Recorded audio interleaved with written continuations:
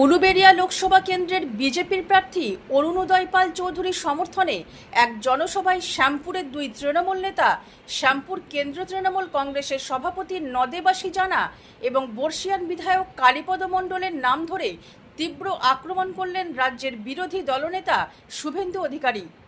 বুধবার সন্ধ্যায় শ্যামপুর ফুটবল মাঠে বিজয় সংকল্প সভায় বক্তব্য রাখতে গিয়ে তিনি রাজ্য সরকারকে তুলোধনা করার পাশাপাশি নাম ধরে নদেবাসী জানাকে তীব্র আক্রমণ করেন এবং পরিষ্কার জানান শ্যামপুর বিধানসভা কেন্দ্র এলাকাতেই 300 চাকরি চুরি হয়েছে। পাশাপাশি নাম করে শ্যামপুরের বিধায়ক কালীপদ মণ্ডলকে আক্রমণ করে বলেন, আপনি সবাই চোরের দলের মাস্টারমশাই বলে, লজ্জা লাগে না? তৃণমূল সরকারকে গঙ্গায় চুরিয়ে বঙ্গোপসাগরে ফেলার হুমকিও দেন তিনি। উল্লেখ্য, ওই দিন শ্যামপুর বিধানসভা কেন্দ্রের বিভিন্ন জায়গা থেকে শতাধিক সংখ্যালঘু মানুষ বিজেপিতে যোগদান করেন।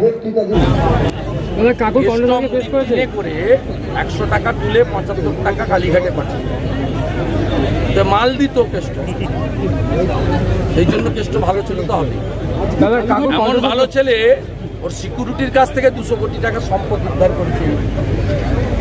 জনগণ দেখছে এরা, খুব দয়ালু হ্যাঁ, খুব দয়ালু। মাল প্রচুর টাকা তুলতো আর মমতা দিকে পাঠাতো। কাকুর কণ্ঠস্বর ম্যাচ করে গেছে ইডি জানা হাইকোর্টে এবং হাইকোর্টে আমার সাহেবের কি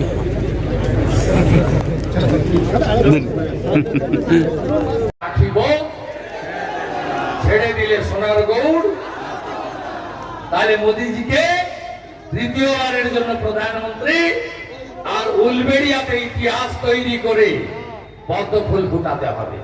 কথা দিয়ে গেলাম, লোকসভা নির্বাচনের পরে বিধানসভার পরে যত গুন্ডামি করেছে বিজেপি সরকার এলে কেস রিওপেন হবে। আনিসের কেস রিওপেন করব, মিঠুকে মেরে হাত পা ভেঙে দিয়েছিল, রিওপেন করব। আমতার বাইনানের মুখ্যপতির মহিলাকে রেপ করেছিল, সিবিআই তদন্ত চলছে। নুপুর শর্মার মন্তব্য নিয়ে মনসাতলার পার্টি অফিস পুড়িয়েছিল, ভুলে গেছেন নাকি? ভুলেননি তো? বদলা হবে, হিসাবে বদলা হবে। তাহলে এখানেই শেষ করলাম, 8টা বাজে বাড়ি ফিরতে হবে। মানে আপনাদের, আমাকে না, আমি সারা রাত্রি থাকার লোক। চিন্তা করবেন না, সবাই খুব ভালো থাকবেন। ভারত মাতা কি জয় শ্রীরাম।